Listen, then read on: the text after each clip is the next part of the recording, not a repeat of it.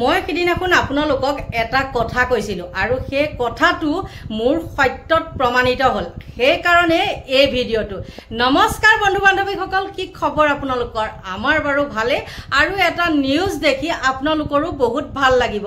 এতিয়া কথাটো হ'ল কি জানেনে মই আপোনালোকক সিদিনাখন কৈছিলো যে শিৱসাগৰৰ মানুহখিনি খুব মানে সচেতন আৰু শিক্ষিত মানুহ তাৰে প্ৰমাণ হৈ গল আজি সভাখন আপোনালোকক জনাবলৈ পাই মই সুখী হৈছো যে শিৱসাগৰত এখন আজি নাগৰিক সভা হৈছিল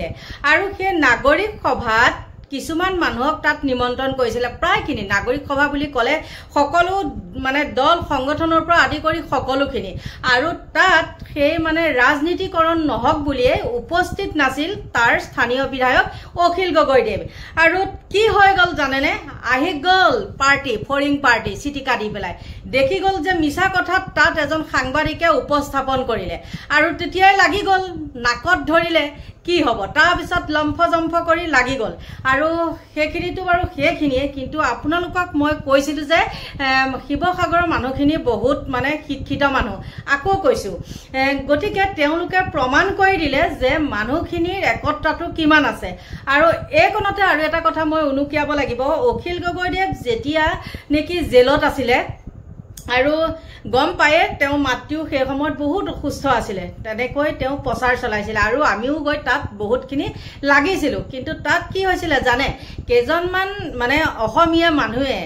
খাংগু পাংগু আমাক যোৱাৰ লগে লগে যেনেকুৱাখিনি মানে কথা হেৰি কৰিছিল আমাৰ লগৰ সকলে মানে তেতিয়া তেওঁলোকৰ কথাত মানে হয় ভয় দিছে হ'ব হ'ব মই মানে সেই কথাটো হয় ভয় দিয়া নাই কিয়া দেই দিয়া নাই তাতে মোৰ লগৰ কিজনীও মোক বুজালে বহালে আপুনি চিন্তা নকৰিবচোন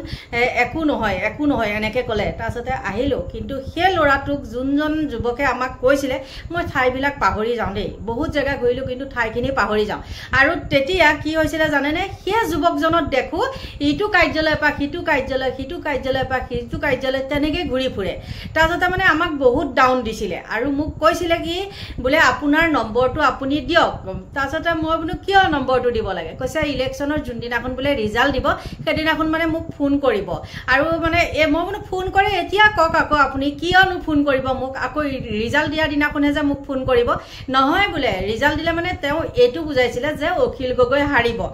তেতিয়া মই কৈছিলো কি মানে আমি আহি পেলাই ৰুমত কথাটো আলোচনা কৰিছিলো মানুহখিনিয়ে আমাক যেনেকুৱা কৈছে সেইবিলাক আচলতে কিছুমান আছে ফুটবল ব্যৱহাৰ কৰে আৰু পঢ়া শুনা একো নাই সেইকাৰণে সেই যুৱকজনে আমাক তেনেকুৱা কৰিছিলে কিন্তু শিৱসাগৰৰ মানুহখিনি এনেকুৱা এটা একতা সঁচাকৈ মানে একদম বহুত মই ধন্যবাদ দিছো দেই আৰু তেতিয়া মই ভিডিঅ' নবনাও যদিনো মোৰ আপোনালোকে চাব পাৰে আজিৰ পৰা 4-5 বছৰ আগত মই শিৱসাগৰৰ মানুহখিনিক লৈ পেলাই এটা পোষ্ট কৰি দিছিলো আৰু তাত বহুত মানুহখিনিয়ে মোক তাত সহাৰি জনাইছিলে আৰু ইমানে সেই মানুহখিনিয়ে আমাক সহায় কৰিছিলে দেখাই নকৰিব পাৰে যেহেতু তেতিয়া ৰুলিং চৰকাৰ চলি আছিল কিন্তু আমাক ইমানে সহায় কৰিছে আপোনালোকক কি কম আৰু আজি আকৌ পুনৰবাৰ সেই শিৱসাগৰৰ মানুহখিনিক বহুত ধন্যবাদ দিছো তেওঁলোকৰ মানে সৎ আৰু সচেতনতা আৰু মিলাপ্ৰীতিখিনি দেখি বহুত ভাল লাগিছে আৰু এনেকৈ সকলো যদি এক হৈ থাকে তেনেকুৱা কিছুমান মানে পাবত গজা মানে হেৰিখন মানে শিৱসাগৰখন যোনে বিনিষ্ট কৰিবলৈ লৈছে তেওঁলোকে একো এটা কৰিব নোৱাৰে ভিডিঅ'টো বনাই আছো যদিনো জেঠিটোৱে মোক কৈছে মানে গম পাইছেনে আৰু এইবিলাক মানে কি মানুহে অন্ধবিশ্বাস বুলি কয় কিন্তু মই অন্ধবিশ্বাস বুলি নকওঁ আৰু এটা কথা কওঁ মোৰ মই যেতিয়া মানে এইবিলাক এনেকে ভিডিঅ' বনাওঁ তেতিয়া আকৌ জেঠিটোৱে মানে টিক টিক কৈ থাকে গম পাইছে বাৰু অকমান জমনিও হ'ল দেই কিন্তু কি হ'ল জানে ইমানে ভাল লাগিছে আজি সঁচাকে ইমান মানে কি কম আৰু ইমানে ধন্যবাদ দিছো বুলি কৈছো সেই শিৱসাগৰৰ মানুহখিনি সঁচাকৈ তেওঁলোকে কোনো জাতি ভেদ নাৰাখি পেলাই যি ধৰণে তেওঁলোকে আজি ওলাই আহিছে যি ধৰণে তেওঁলোকৰ সুন্দৰ বক্তব্য উপস্থাপন কৰিছে সঁচাকৈ শলাগ নোলোৱাকৈ থাকিব নোৱাৰিলো আৰু চাওকচোন অখিল গগৈ মানুহজন তাত নায়েই তেওঁ নিজে কৈছে যে মই থাকিলে এইটো ৰাজনীতিকৰণ হ'ব মই নাথাকো আপোনালোকে পাতক আৰু তাৰ পিছতো আহি পেলাই কথা নাই বতৰা নাই অখিল গগৈকে বোলে টাৰ্গেট কৰে আৰু এই কথাটো কৈছে আমাৰ মানে ৰাইজ দলৰ মুখপাত্ৰ মানস কোঁৱৰে নিজেই কৈছে আৰু মই আপোনালোকক কৈছিলোঁ যে মই নিউজ নিদিওঁ আমুক এনেকৈ কৈছিলোঁ নহয় জানো কিন্তু মই কষ্ট কাৰেণ্টৰ নিউজ এটা আজি অকণমান আপোনালোকৰ মাজলৈ মানে নিদিয়াকৈ থাকিব পৰা নাই আৰু বেলেগ নিউজ নিদিওঁ বাৰু মই কষ্ট কাৰেণ্টৰ নিউজে দিওঁ গতিকে সঁচাকৈ আকৌ কৈছোঁ বহুত ভাল লাগিছে আজি তেওঁলোকৰ সচেতন দেখি আৰু এনেকৈ থাকিলে হাজাৰ শিয়াল আহিলেও শিয়ালে হোৱা দিলেও একো কৰিব নোৱাৰে আৰু মানে আশীৰ্বাদ থাকিলে আপোনালোকে যাতে এনেকৈ সুস্থ পৰিৱেশ এটা গঢ়ি তুলিব পাৰে আৰু যাতে আপোনালোকৰ সেই শিৱসাগৰত কিমান আধৰুৱা কাম আছে আপোনালোকে অখিল গগৈৰ পৰা মানে যাতে আদায় কৰিব পাৰে সেইটোৱে আপোনালোকলৈ অনুৰোধ থাকিল আৰু সঁচাকৈ কৈছোঁ একদম বহুত বহুত ভাল লাগিছে আৰু তাৰ লগতে এটা কথা সেই নাগৰিক সভাখন হোৱাৰ পিছতে মই নামটো লৈ লৈছোঁ কালিও মই কৈছিলোঁ ৰনটো পানী ফুকন যি নহওক বাৰু তেওঁ এটা সিদ্ধান্ত লৈছে আৰু সেই সিদ্ধান্তটো সঁচাকৈ আদৰণীয় কিন্তু এটা কথা দেই তেওঁ মানে এনেকুৱা এটা আকৌ নিউজ দিছে মানে কয় নহয় বোলে সাপো নমৰক লাঠিও নাভাগক তেওঁ তেনেকুৱা এটা হেৰি কৰিছে বাৰু যিয়ে নহওক বোলে হেৰি নহয় কয় নহয় কিবা এটা কয় পাহৰি গৈছোঁ এই মুহূৰ্তত মই পাহৰি গৈছোঁ দেই মানে লৰালৰি কৰি ভিডিঅ'টো বনাওঁ যে পাহৰি গৈছোঁ সাপো নমৰক লাঠিও নাভাগক এনেকুৱা এটা আৰু এটা আছে তেনেকুৱা এটা উদাহৰণ আছে গতিকে তেওঁ তেনেকৈ দুই কুল ৰক্ষা কৰিছে দুই কুল ৰক্ষা কৰি পেলাই মানে কথাখিনি কৈ থৈছে যিয়ে নহওক তেওঁলৈও মোৰ ফালৰ পৰা সৰুকৈ হ'লেও এটা শুভেচ্ছা জ্ঞাপন কৰিছোঁ ভাল লাগিছে আৰু সঁচাকৈ মানুহখিনি এনেকৈয়ে থাকক এনেকৈ মিলাপ্ৰীতি হৈ থাকক কোনো তাত ভেদাভেদ মানে হ'ব নালাগে আৰু এইখিনি যে এটা কথা মই নকলে নহ'ব আমি যেতিয়া শিৱসাগৰত কাম কৰি আছিলোঁ তেতিয়া আমাৰ সঁচা কথা ক'বলৈ গ'লে ইমানেই মানুহখিনিয়ে মানে ছাপোৰ্ট কৰিছে মানে ফোন এটা আহি গৈছে গম পাইছেনে পটককৈ ফোন এটা আহি গ'ল আৰু মানে হেৰি হৈ গ'লগৈ কাট খাই গ'ল বাৰু যিয়ে নহওক মই কৈ আছিলোঁ কি সেই মানুহখিনি আমাক যিমান সুন্দৰকৈ ছাপোৰ্ট কৰিছিলে কোনো মানে মিয়া মুছলিম এইবিলাক মানে হেৰি নাছিলে অসমীয়া এইবিলাক নাছিলে আৰু আমি যেতিয়া আহিছিলোঁ প্ৰত্যেকৰ ঘৰতে আমাক ইমান সুন্দৰকৈ আপ্যায়ন কৰিছিলে মানে এতিয়াও খা খবৰ লৈ থাকে বাইদেউ ভালে আছেনে বা হেৰি নে মানে কোনো হিন্দু মুছলিম এইবিলাক কোনো ভেদাভেদ নাছিলে সঁচাকৈ বহুত ভাল লাগে আৰু মই তেতিয়াই কৈছিলোঁ যে শিৱসাগৰৰ মানুহখিনি বহুত ভাল আৰু বহুত একত্ৰ আছে আৰু তেওঁলোকে ইমান সুন্দৰকৈ আমাক আমি যেতিয়া ঘৰে ঘৰে গৈছিলোঁ তেতিয়া আমাক ইমান সুন্দৰকৈ কৈছে বাইদেউ আমি থাকিব পাৰোঁ এনেকৈ কিন্তু আমি আপোনালোককে ভোট দিম যাওক আমি অখিল গগৈকে ভোট দিম তেনেকৈ আৰু কিছুমান ধেমাধৰাই লাজ পাই কৈছিলে কি জেলত আছিলে কাৰণেহে তেওঁক জেলৰ পৰা উলিয়াবলৈহে এইটো কৰিলে সেইখন কয় মানে নাও ডুবিলেও টিঙৰ পৰা নানামে ঠিক তেনেকৈ এতিয়া এইকেইটা আছে নহয় নাও ডুবিলেও টিঙৰ পৰা নানামে যিয়ে নহওক বাৰু এতিয়া আপোনালোকক মই সেই নাগৰিক সভাখনৰ কিছু মুহূৰ্ত আমাৰ কষ্ট কাৰেণ্টৰ পৰা মই আনিছোঁ আপোনালোকৰ মাজলৈ আগবঢ়াই দিছোঁ চাওক আৰু মই এতিয়া আপোনালোকৰ পৰা লৈছোঁ বিদায় বাই বাই কিয় শৃংখল চলিয়া আহি পৰিৱেশ বিনষ্ট কৰিলে আৰু এই নাগৰিক সভাখনক তেওঁ অপমান কৰিলে গতিকে শৃংখল চলিহাৰ এই বক্তব্যৰ বিৰুদ্ধে ইয়াক প্ৰস্তাৱ গ্ৰহণ কৰিব লাগিব যে বাৰম্বাৰ আমাৰ সভাপতি অখিল গগৈ ডাঙৰীয়াক ইয়াত আক্ৰমণ কৰি থকা হৈছে শৃংখল চলিয়া আহিলে শৃংখল চলিয়া আহি কথা নাই বতৰা নাই অখিল গগৈক আক্ৰমণ কৰি দিলে কোনোবাই অখিল গগৈক আক্ৰমণ কৰিলে এই কথাটো আচলতে খুব বেয়া কথা হৈছে বুলি অনুভৱ কৰিছোঁ আৰু অখিল গগৈ ডাঙৰীয়া এইখন সভাত এই কাৰণেই নাই যে এই সভাখন অৰাজনৈতিক হৈ থাকিবলৈ তেওঁ বিচাৰিছে তেওঁ আহিলে এই সভাখন ৰাজনৈতিক হৈ যাব আৰু যিটো কথা শৃংখল চলিয়াই প্ৰচাৰ কৰি দিছে যে এইখন ৰাইজৰ দলৰ সভা এইখনটো ৰাইজৰ দলৰ সভা নহয়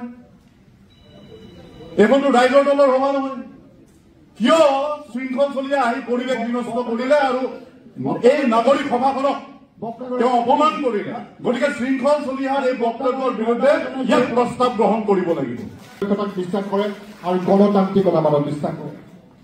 গণতান্ত্ৰিকতাবাদক বিশ্বাস বিভিন্ন ধৰ্মীয় মানুহৰ লগত আজি যে এটা সাম্প্ৰদায়িক পৰিৱেশ সৃষ্টি হ'ল আৰু সেই সাম্প্ৰদায়িক পৰিৱেশক প্ৰতিষ্ঠিত কৰিবলৈ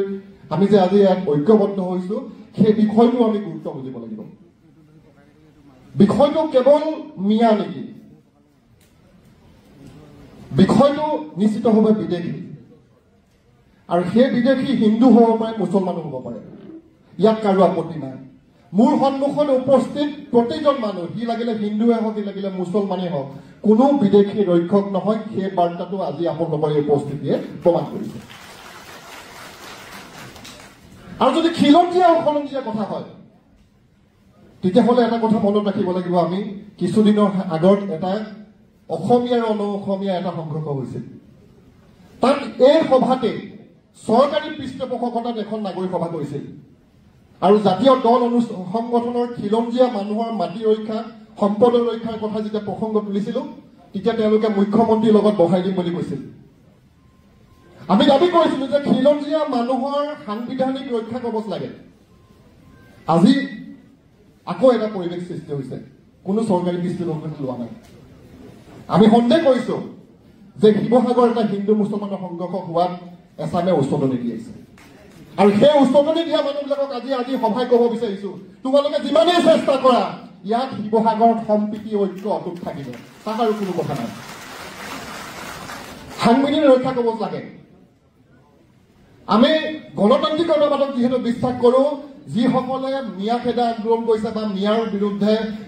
এটা কাৰ্যসূচী গ্ৰহণ কৰিছে গণতান্ত্ৰিক মানুহ হিচাপে তেখেতৰ মতটোৰ লগতো মোৰ মত নিমিলিব পাৰে কিন্তু তেওঁলোকৰ যিটো চিন্তা সেই চিন্তাটোক মই প্ৰতিষ্ঠা কৰাৰ ক্ষেত্ৰত তেওঁলোকৰ লগত আছো তেওঁলোক কোনো শত্ৰু নহয় আমি কাৰোকে শত্ৰু বনিবলৈ ইয়াত সভা কৰা নাই তেওঁলোকৰ খিলঞ্জীয়া কথা চিন্তা কৰিছে আমিও খিলঞ্জীয়া কথা চিন্তা কৰিছো খালি আমি হিন্দু মুছলমান কৰিব বিচৰা নাই আমি বাৰ্তা দিব বিচাৰিছো যে খিলঞ্জীয়া মানুহৰ সি লাগিলে হিন্দু হওক মুছলমান হওক ৰক্ষা কবচ লাগিব